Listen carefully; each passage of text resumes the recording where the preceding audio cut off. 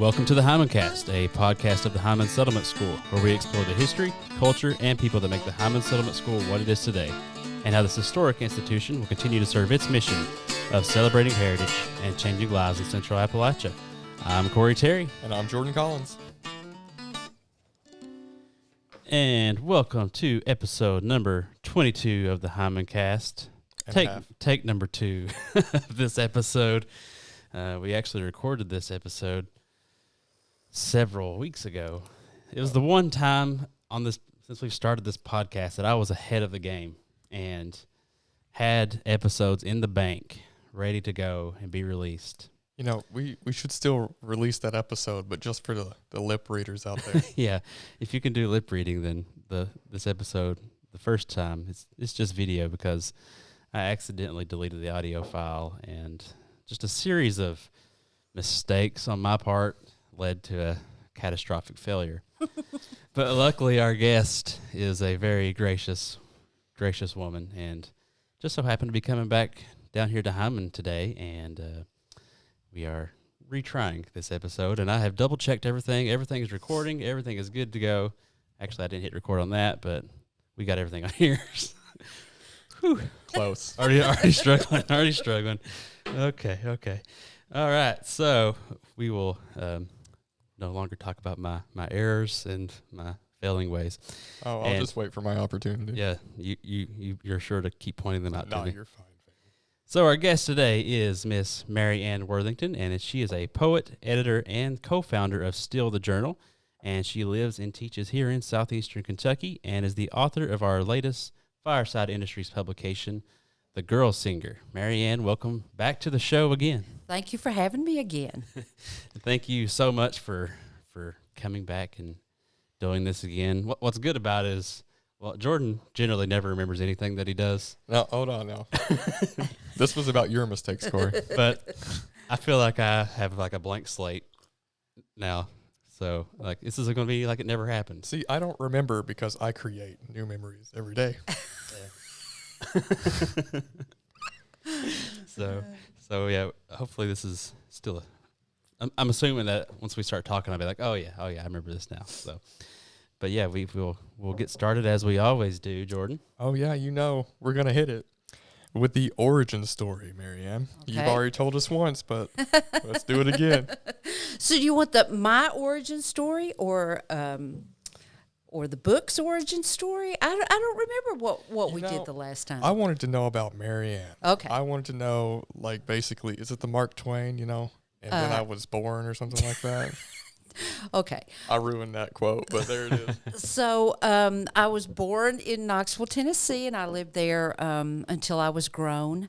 And we lived in Indiana. My husband and I lived in Indiana for a few years, and then we moved to Kentucky in 1990. So I've been a Kentuckian since 1990, although native Kentuckians will never let you be a Kentuckian unless you were born here. So we'll give you the honorary title. Okay, yeah, I'll take it, But anyway, it wasn't until we moved to Kentucky that I began to find a literary community, and one of those literary communities was the Hyman Settlement School and the Appalachian Writers Workshop, which I started attending in the late 1990s.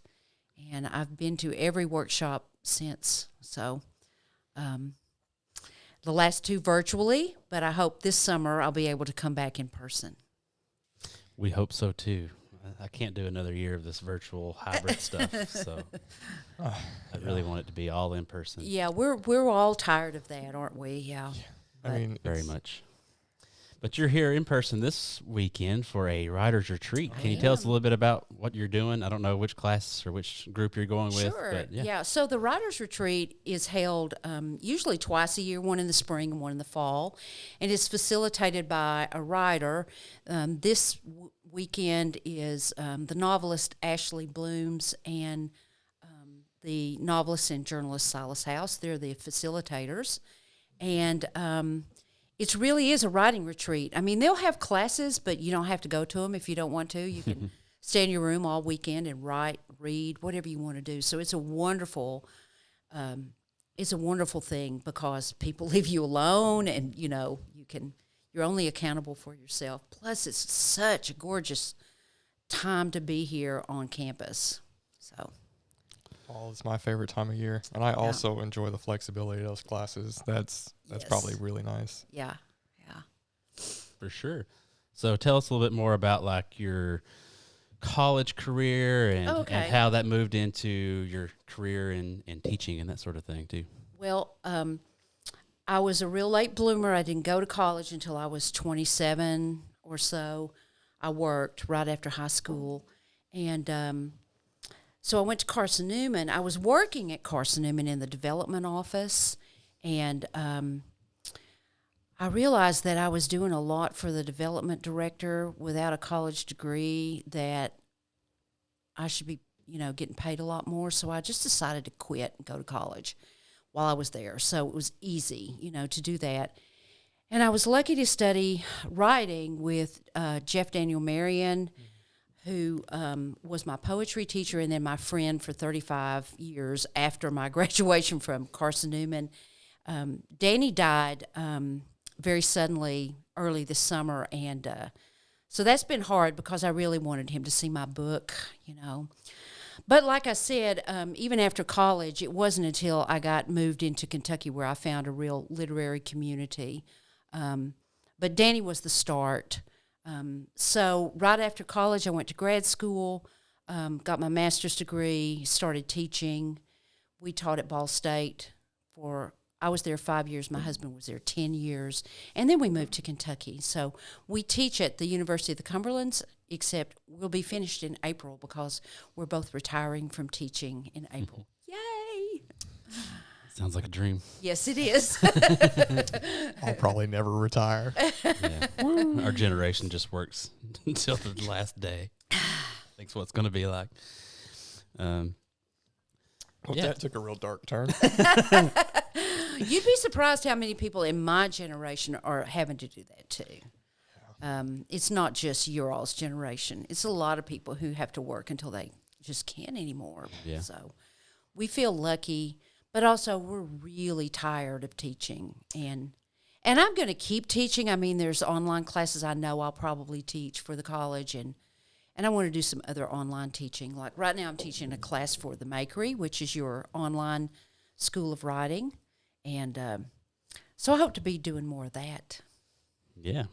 I'm sure Corey will bring you We'll on. certainly have the opportunities for you. So I'm trying to line up the people for next semester right now too. So if you got any suggestions? Oh, we've got a deal going down right here live.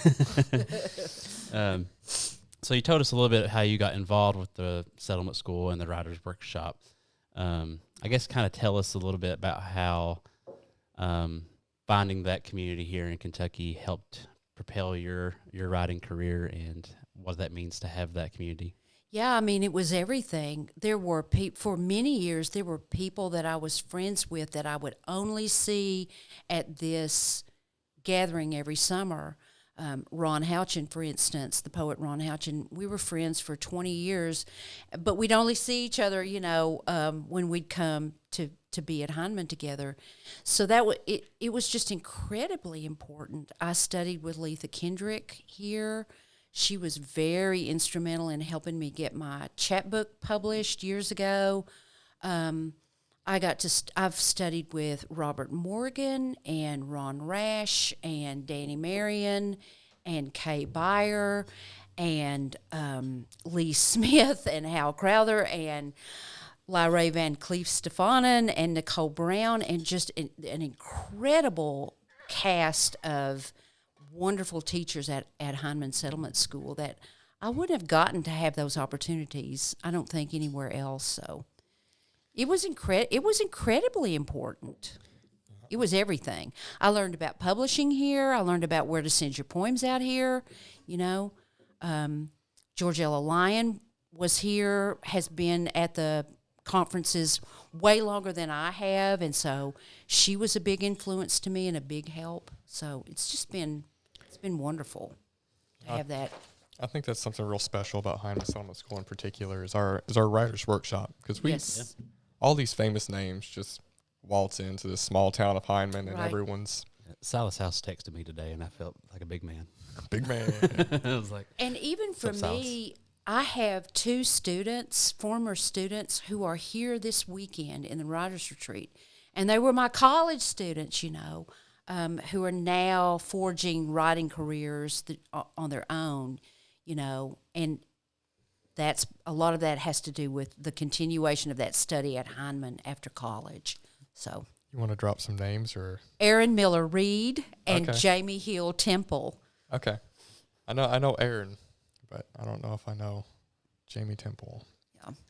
The name Yeah. sounds familiar, but And Ashley Blooms is actually, she's, I guess, rather new, upcoming name, and she actually went to school at the Hazard Community College, didn't she? I think was kind of her background there, or maybe I'm wrong. I'm not sure.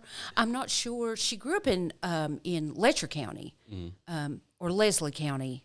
I think she's a Leslie County. I think you're right. It's not Letcher. It's Leslie County. Yeah. Leslie County Pride. Because it's Cutchin Creek Yeah. where she grew up. Yes, that's Leslie County. So I'm not sure where she went to school. She got her MFA at a really famous place that I'm not going to be able to say the name of. I can't remember. And she also went to another writing school. So, yeah, I'm really glad for Ashley. Her book, Every Bone a Prayer, her novel, is just fantastic. I just love it. So I'm really excited that she's here this weekend. Yeah, it's good to hear that some of your students are getting involved, and Yeah. that's kind of something we're really thinking about now, is getting the next generation of writers involved and making sure that the Writers Workshop goes on through the years and Yep. keep building that community here. So, so as you mentioned earlier, you're teaching a class through the Makery called The Voice of the Poem, and we want to know who were some of the writers or people that influenced you to help you find your voice. Well, I can say again that from the Writers Workshop, Nicole Brown and Lyra Van Cleef Stefanen were really helpful in how they structured their classes here, and that helped me think about how I wanted to structure my class for the Voice of the Poem. So those two definitely, and Nicole's wife, Jessica Jacobs, also a really excellent poetry teacher. She has been instrumental in helping me see pedagogy and teaching examples and theories really helpful. So those were some. I've also I took a class with a poet named Sarah Fraley this summer. The way she structured her class helped me a lot in thinking about how to structure the Makery class. So it was pretty easy to put together once I had had the experience of studying with these other women. So, and we've had the best time. Our class ends on Sunday. So we write during the week, and then on Sundays we get together for a live Zoom meeting, and we share writing and, just visit and talk. So it's been great. There's 10 of us, and it's been great fun. That's cool. For me, anyway. It's been fun. It's like almost like instead of a book club, it's like a book writing club. Yes, it kind of is. Yeah. Speaking of writing books, that's your mug. Don't drink my water. This is water today. It's not actually coffee. I was just really thirsty, and I was like, I want my mug, but I don't want coffee right now. So Interesting. But speaking of writing books, a very poor segue. And may I also add? So what's the meaning behind the title, The Girl Singer? Well, the Girl Singer is a name that was given to women who performed on radio and television shows when they were part of a troupe, and the troupe would be primarily men. They'd be the headliners, and then they would have a comic, and they would have a girl singer who was entertainment. So the two most famous girl singers from television would be Loretta Lynn. She was on the Wilburn Brothers show, and Dolly Parton, who was on the Porter Wagner show. So as a child, I would see them on television. I loved them. I lived for Saturday afternoons. That's when all those country music shows would be on television. And even my father, who worked all the time, even on Saturdays, he would find something around the house, some big project to do. He would quit working on Saturday afternoons. He would come inside and he would watch all those country music shows. It's something we did, together as a family when I was small. So that's where the title comes from. And I wanted to kind of document their power as performers, as songwriters, as really important people who sort of got not overlooked, but dismissed by that label of the girl singer. That's what I was about to ask, is Yeah. you don't really see like the label of a guy singer, you know? Exactly. That means like they're really trying to emphasize that the girl singer is something Right. unorthodox. Right. And if you've seen Dolly Parton talk at all about her career with Porter Wagoner, the one thing that Porter Wagoner did that upset her was that he wanted to have complete control over her career, and Dolly just wasn't going to stand for it. She'd written all these songs. She knew how to present herself. She knew how to manage herself, and so she broke away from him to start a solo career. And that devastated him, you know. So there's also this sort of female empowerment. I also wanted to document women who were kind of unknown in early radio days before Dolly and Loretta became so famous. Names that you might not know: Cousin Emmy, Lily Mae Ledford, Lula Bell. Those were women who were really popular on radio. And so there's several poems about them. But the whole book's not about country music. There's other poems too. There's a section about that's, I guess it's sort of autobiographical. It's a lot of family poems about my parents, some poems about my grandmothers. I said this the other night at an event, that both of my grandmothers were feminists, but they would have never used that title or that name to describe themselves. I'm not even sure they knew what feminist meant, but they were, because they were both widowed, very young. They never remarried. They were able to support themselves, solve problems. They made it just fine without a man telling them what to do, or, you know.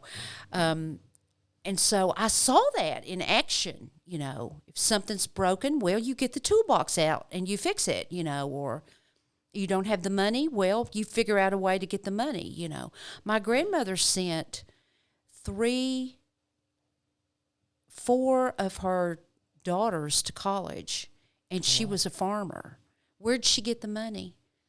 You know, she would trade. She would sell eggs. She would, you know, give chickens to people. She would, you know, trade things to get the tuition money. So I saw that. So some of the poems are about that, and then a lot of the poems intersect about nature and the natural world and things I was interested in writing about. So Are you a big naturalist? Are you a big nature person? I want to say that yes, I am, but in truth, I tend to look out the window more than I tend to actually go hiking. But yes, it's very important to me. It really is, and I do love being outside, and I do love, you know, watching the animals that are around my place, and so. I mean, you know, what I think a lot of people think is, you know, to be a naturalist, you got to be like out there in it. That's my preference, but also, I think as long as you just have an appreciation for it, that's completely fine too. Right. I'm learning, I'm trying to learn the names of all the wildflowers around my neighborhood, and, you know, the names of trees. I'm still not very good with the names of trees and that kind of thing.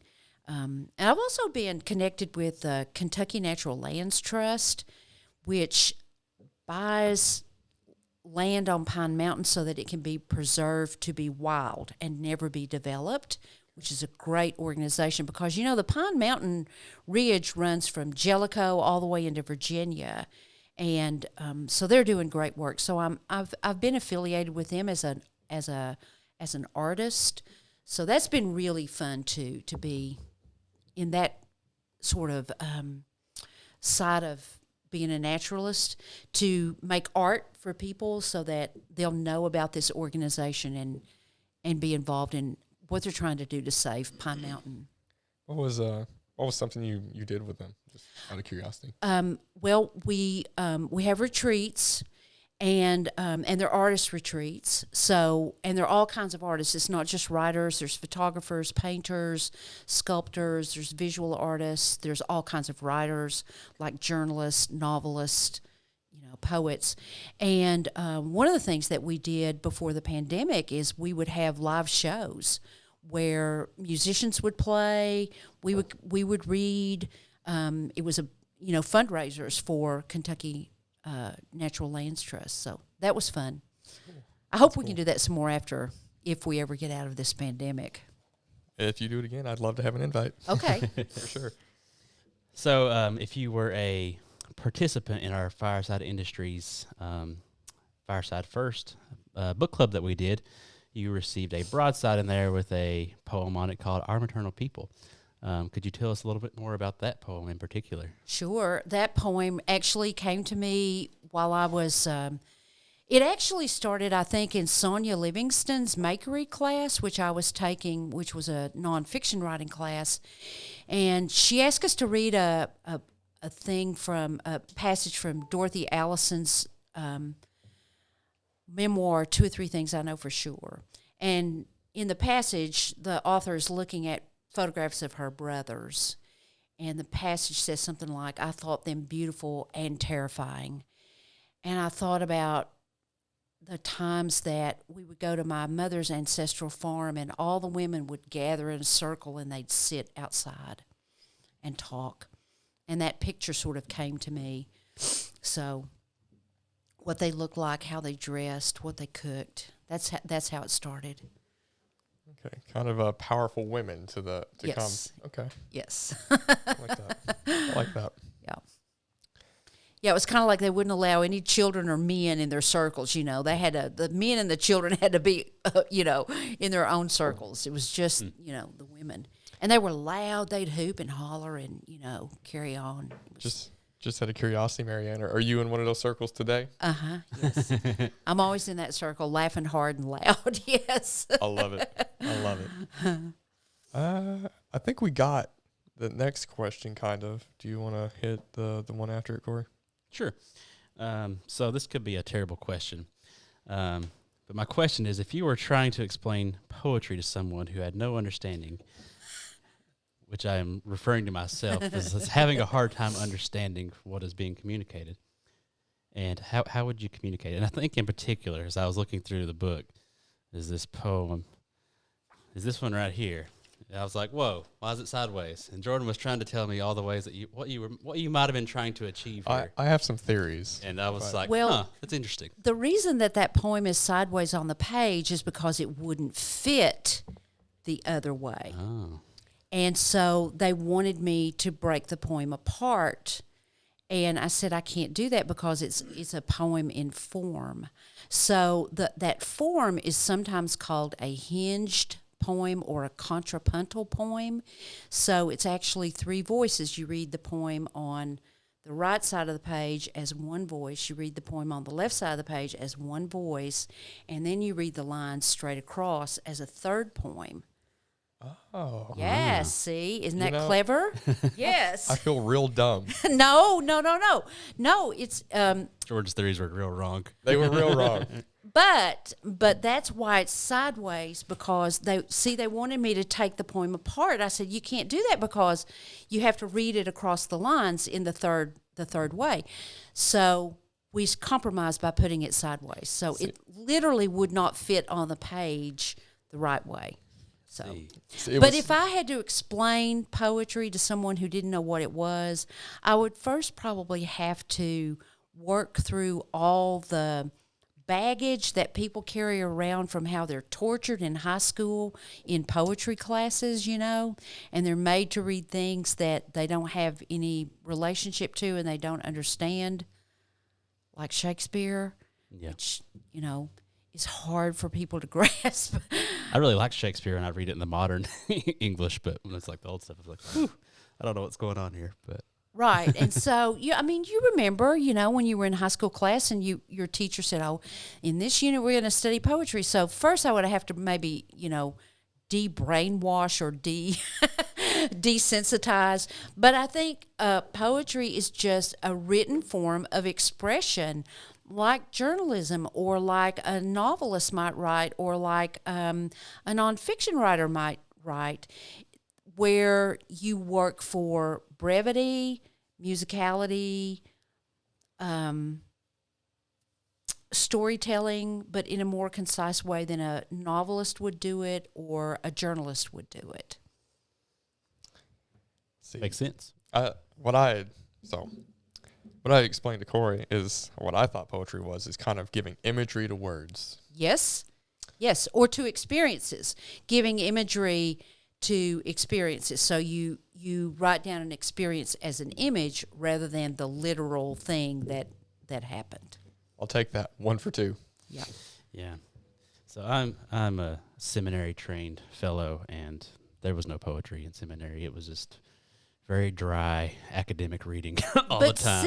But see, but why not? I mean, when you read the book of the Song of Solomon, True. or you read Proverbs, or you read Isaiah or the Psalms, a lot of that ancient writing is, especially if you read the King James translation, is iambic, pentameter, rhythm, rhyme, In the parts of the Bible are very poetic. So I mean, there's a lot of poetry in the Bible, but I don't. Maybe if I took a particular class on those books, there would be more emphasis on it. But overall, if you were doing a reading, it was basically like a dissertation and just like very academic reading. Right. But yeah, it's so I appreciate and think poetry is beautiful, but I also have a very hard time like trying to figure out what's going on. But yeah. So Marianne, you mentioned something. So unbrainwashing, right? Yeah. So how would you suggest you unbrainwash? Just someone? try to forget your 8th grade English teacher and all the things that she told you, and start fresh. I guess is what I mean. Maybe brainwash wasn't the right. No, I think that's right. The right thing. I think it makes kids hate literature the way that it's sometimes taught in public schools. It's been a long time since I've been in public school. Maybe it's not taught that way anymore. But No, it's still equally as bad. yeah. Oh. But yeah, I was just wondering about that. That kind of caught me for a minute. I'm like, that's a fair assessment, is that we are brainwashed to think this certain way. Mm-hmm. Yeah. Or to think you can't understand it, or that there's a hidden meaning, and there's not always a hidden meaning. If the poems that you're reading, you don't understand them, go read different poems. There's not really much reason for a poem to be unclear or not understandable. Yeah, I feel like they've tried to standardize it by using like Shakespeare and Chaucer and all that, and Right. it's like, why? Why can't we just like go on our? I'm gonna get off that soapbox. Sorry. So I'm gonna go ahead and hit the next question and drop that where it is. Do it. So your book is published through our Fireside Industries imprint with Silas House as your editor. So how has that process been for you, and what does it mean for you to be published with Fireside? Well, it means everything because of what I've previously said about the workshop. But one of the people that I didn't name in being a big influence and being a big help was Rebecca Gale Howell, who started Fireside Industries and the relationship that you have with the University Press of Kentucky. And she also was my teacher at Heinemann and privately. She offered coaching, and she helped me a great deal with this manuscript. So having that relationship with Rebecca and with Silas and with you all at the school has just meant the world to me. So it's a big thrill. It's wonderful. Oh, we're glad to have you. Yeah. And I've had fun working with you and working on the Fireside First stuff. It was fun putting that stuff together. And it seems like people have really enjoyed the things we've added on with the book and in those. Yeah. So that was good. It was wonderful. And you didn't even mention the little guitar. Yeah, I know. Included. I meant to bring one up here, but didn't. I couldn't find another broadside. Ordered the guitars were ordered. Okay. Like the bass, but then it was shout out to 24hourcrafts.com. And but how did you burn the image of the So Jason Brashear, who used to work here, yes, he has one of those Glowforge machines, and he engraved them on there with that. So. You also did Jane's bookmarks too. Yeah. So Oh, those are beautiful. The leather bookmarks. Now, those Yeah. were designed by Jordan, though. Oh, the bookmark. He you did know, the designs on things. I was going to brag on myself, but it sounds I a had lot to point better. it out. It's a lot better that you do it. Well, Sounds- thank you, Jordan. They're beautiful. Yeah. I have a little shrine in the bedroom of girl singers. It's mostly Dolly and Loretta, but it's up on a shelf, and so I've hung my little guitar right there with the famous women. So Oh, And Sarah Kate Morgan, who's our traditional arts director, did the block print design for the broadside too. So yeah, all done in house by our team. It's Yeah. beautiful. Y'all did a great job. It's wonderful. we're real artistic here. It's impressive. I didn't do any of the art. I just put it together. Your art is in the product. I bring it together. Art is in the cells. the art of the deal, right? No, I'm not going to mention that. So to close us out, I was going to see if you wanted to read a particular poem that maybe you would like to share with people. I probably should have shared this with you beforehand. I was going to ask you to do this, but is there something that you would like to read?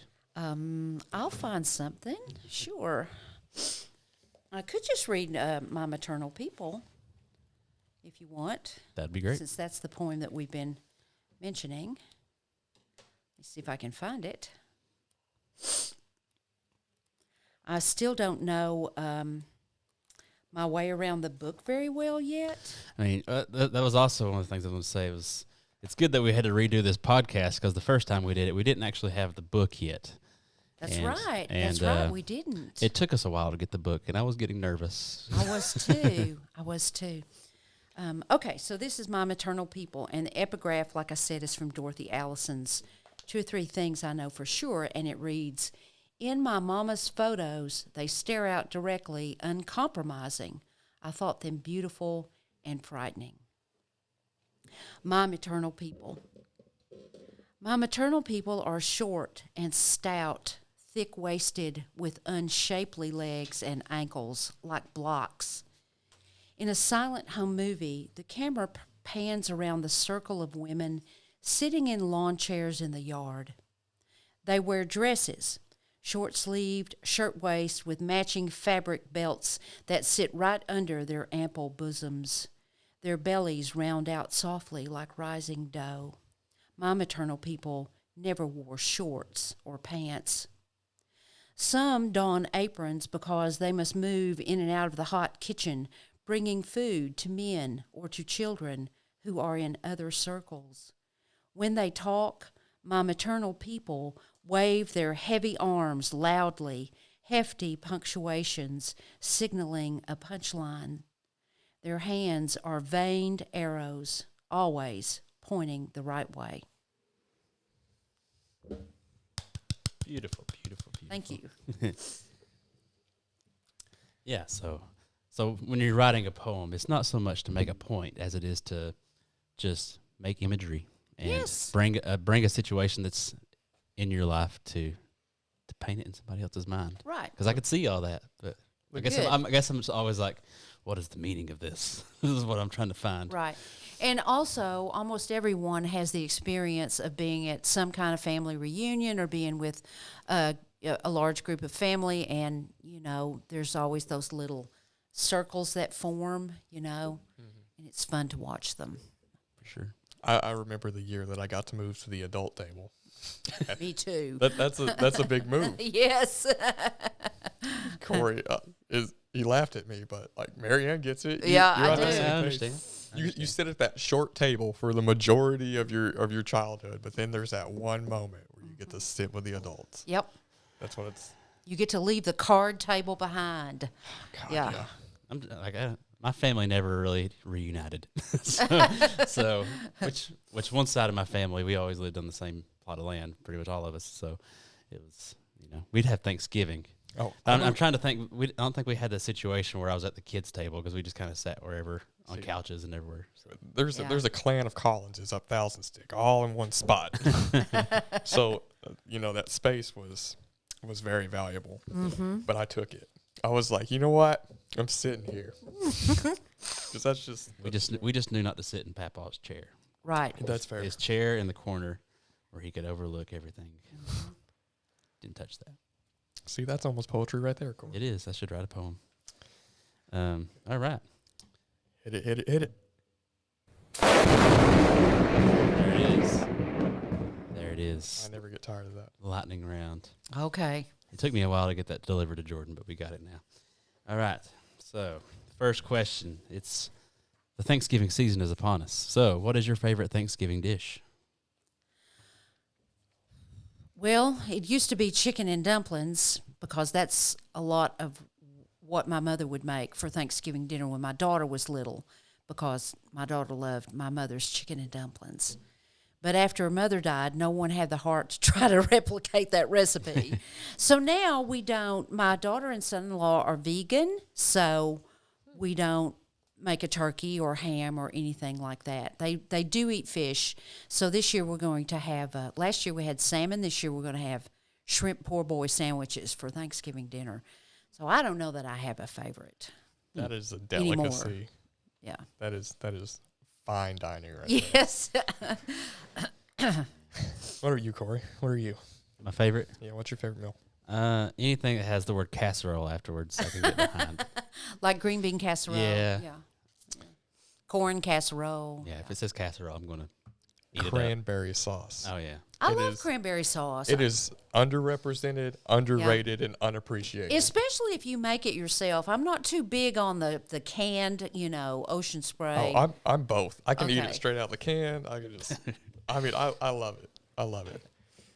It brings the meal together. It is the unappreciated bright acidity in every Thanksgiving. You're meal. right, but I'm the only one in my family who will eat cranberry sauce. So, I'll make it and nobody eats it but me. It's me, my aunt, my uncle, out of everyone. So I'm on that same Never page. touched it. Not a fan. You're that group of people that don't appreciate it. True. That's Maybe rough. maybe I'll just give it another try this Give it a go. Thanksgiving. All right. So the next question is, if you could travel through time, which era would you travel to? Be past or future? The future that you hope is there, maybe. Yeah, I don't know that I have any longing to go to the past in any way, and I don't know that I want to know the future. So you're maybe good in the present. maybe I'll just say I'm okay where I am now. That's not a wish that I have a desire to go back or forth. Yeah. I'm going to cop out on that one and say, I'm happy where I am. Thanks. Okay, it's okay to be content, but I have one reason to go to the future, and that is bionic limbs. I am buying in as soon as I can. Do you have plans to lose your limbs or something, Jordan? I heard I you say mean- that earlier, and it didn't really register in my head what you was talking For about. bionic limbs, I would lose my limbs. Oh, okay. All right. A lot of people think that's not wonderful, but you know what? Robot legs, robot arms. I can do whatever I want. Okay. Wonderful.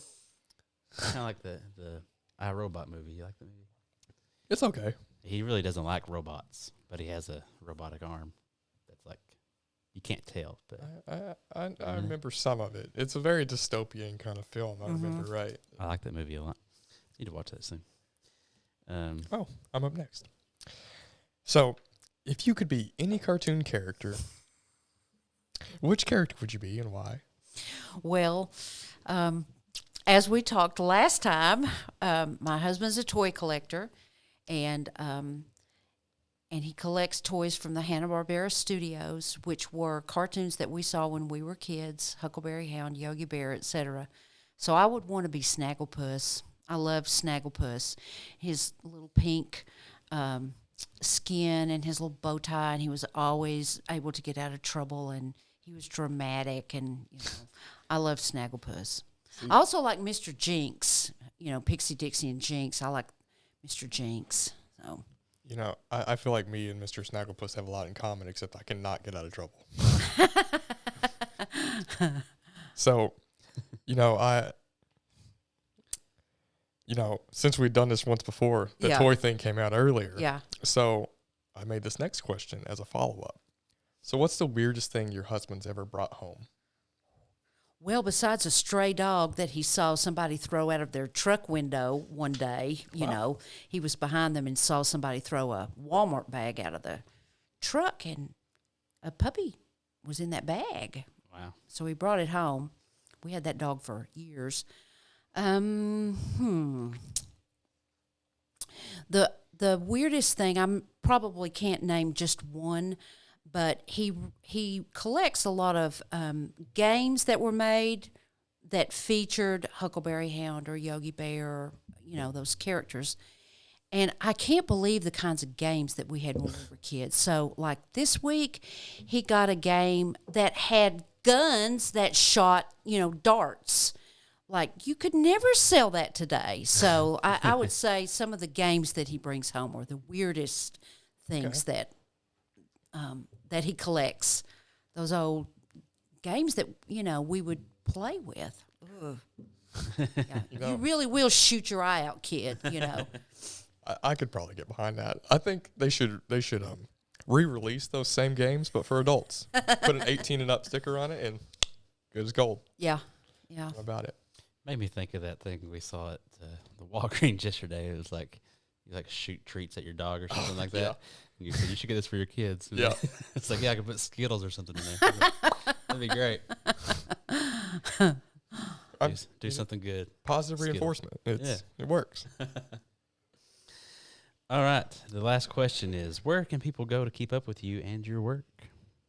Well, I do have a tiny little website that at least has my contact information, and it's myname.com. So if you know how to spell my first name, which is spelled as the French spell it, Marianne Worthington.com, they can find me.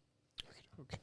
Sounds great. And I'm sure Corey will put a what's the thing in the comments? In the show notes. Show notes. Show notes. That's podcast lingo, Ooh. I suppose. Someone's done their homework. Yeah. All right. Marianne, we thank you once again for coming back on to the podcast for a second time and solving my problems and my mistakes. And My pleasure. My pleasure to be with both of you all. Yeah, hopefully, the next time we have you here, it's not for another podcast. Yeah. So we hope you have a great time at the Writers Retreat this weekend, and appreciate you coming on. Thank you.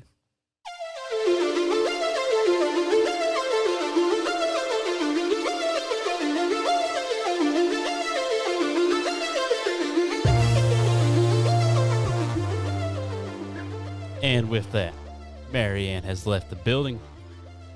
And as always, except for the last episode where we didn't do this, it is time for the announcements and our lovely donor recognition. So, first off, for the announcements this week on the podcast, it is holiday time. And with the holidays comes our seasonal holiday gift boxes that we sell here at the Settlement School. And just to whet your appetite for them, I'm going to play a little commercial we made for it. So here it goes. Enjoy.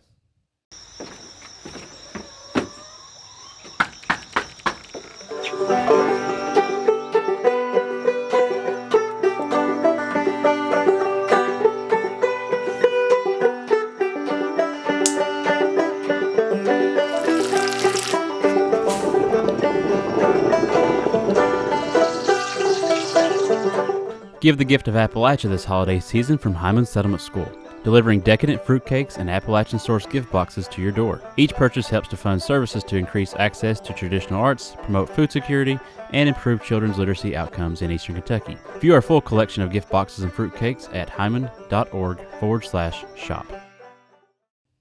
And that is our holiday gift box commercial. And if you are interested in choosing one of our many different options, you can go to hyman.org/shop, and you can see all the different boxes that we have. See if I can remember off the top of my head. We got the Verna May Shucky Bean Supper.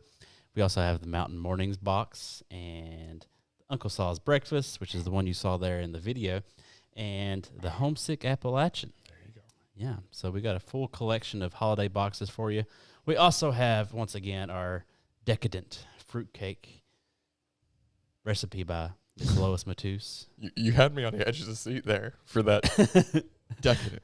I keep feeling like you're going to say something. You just stare at me. So I'm just making sure you're on step, fam. I'm on step. I'm ready to go. All right. But yeah, please check those out and support us through the holiday gift boxes. Does it make you nervous when I look at you, Corey? No. Shucks. And we also have a new What's Cooking Now. So if you've been keeping up with that, that's Jenny Williams and Jonathan Piercy, and they come to Hyman Settlement School's kitchen and cook a wonderful meal. And that is coming up on December 9th, and that's going to be at 7 p.m., and it's going to be a live stream over Facebook and YouTube. So be sure to tune in and catch all that fun. It's the only live cooking show that we know of. Is that our tagline? I think that was their tagline when it was a radio show. It was the only live radio show that they knew of. Okay. So I'm not sure if it's the only live stream cooking show on Facebook that they know of, but we can claim that title. It's the only one I know of. Yeah. So. Me too. Well, there you go. Yeah. It's 2 for 2. And I never thought in my wildest dreams that I would be making a live stream cooking show, but here I am. Yeah, I'm a cameraman now. That's wild. Yeah, you had to run around a lot last episode. I was sweating. We kept you on your toes. God, yeah. I try to get that sizzle. It's about that sizzle. You know what? You know what would help that? More cameras. You need more cameras again? Yeah, I need more cameras. Okay. No, but if you want to tune in and catch the sizzle, just go ahead and hit us up on our Facebook on December 9th at 7 p.m. Yeah, and also, as always, we want to recognize our donors, the wonderful donors that help support the Settlement School.